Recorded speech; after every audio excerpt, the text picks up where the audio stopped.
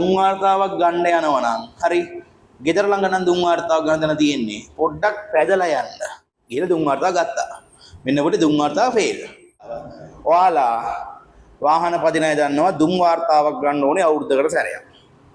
හරි දුම් වාර්තාවෙන් චෙක් කරන්නේ කාබන් මොනොක්සයිඩ් එකයි. හරිද? මෙන්න මේකයි තමයි චෙක් කරන්නේ.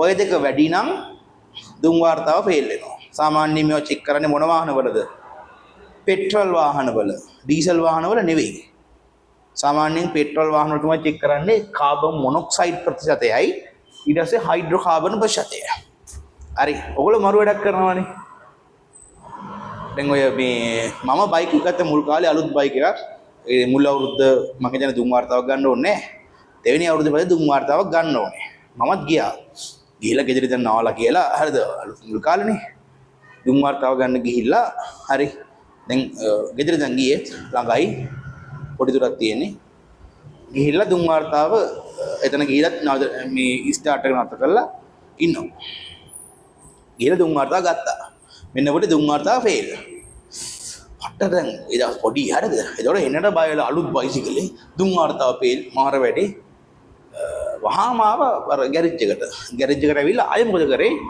එයාට අංකල්ට කියලා एडजस्ट करने गया දුම් වාර්තාව පාස් හරි ඇත්තම කතාව ඕක නෙවෙයි දුම් වාර්තා සාමාන්‍යයෙන් බබාලා මේ උත්ප්‍රේරක පරිවර්තක ක්‍රියාත්මක වෙන්න හරි මේ සයිලන්සරයේ උෂ්ණත්වය 400ක් හරි නැත්නම් 200ට වඩා වැඩි උෂ්ණත්වයක්වත් තියෙන්න ඕනේ හරි නිකන් මේක මේ වතුර ගහලා නිමලා වගේ තියෙනවා නා හරිද මේ උත්ප්‍රේරක පරිවර්තක ක්‍රියාත්මක වෙන්නේ නැහැ ඇත්තටම මේ කාබන් මොනොක්සයිඩ් එහෙම මේ පැත්තටපත් වෙන්නේ නැහැ.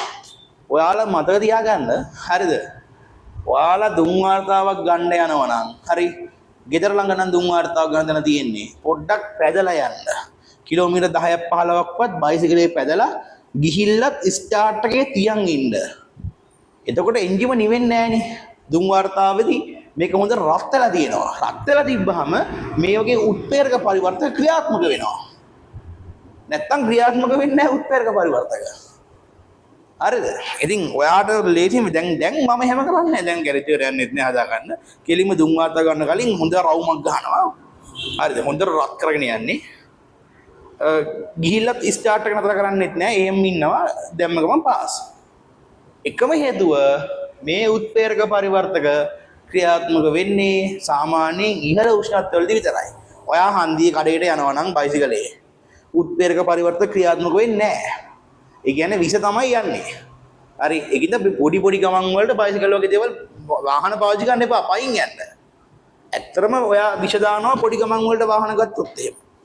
හරි සාමාන්‍යයෙන් කිලෝමීටර් 10ක් 15ක් යනවා නම් ගන්න. මොකද උත්ප්‍රේරක පරිවර්තක ක්‍රියාත්මක වෙන්නේ ඉහළ උෂ්ණත්වවලදී විතරයි. පැහැදිලි? නැත්තම් අපරාධය. ඊට පස්සේ මැද ගන්න ආය දුම් වාර්තාව ගද්දී හොඳට පැදලා යන්න. ඔය ඩීසල් වාහන වල නම් බබා දුම් වාර්තාව කියලා මූව ගන්නෑ. මොකද ගන්නෙ? කළු දුම විතරයි. කියන්නේ ඩීසල් වාහන වල එයාලා චෙක් කරන්නේ දුමේ වර්ණය. මම හිතන විදියට හරි මම පෙට්‍රල් වාහන පදින්නේ. ඒක සාමාන්‍යයෙන් චෙක් කරන්නේ මේ කාබන් මොනොක්සයිඩ් හයිඩ්‍රෝකාර්බන් ප්‍රතිශතය. ඒක බලා ගන්න වෙනවා. හරි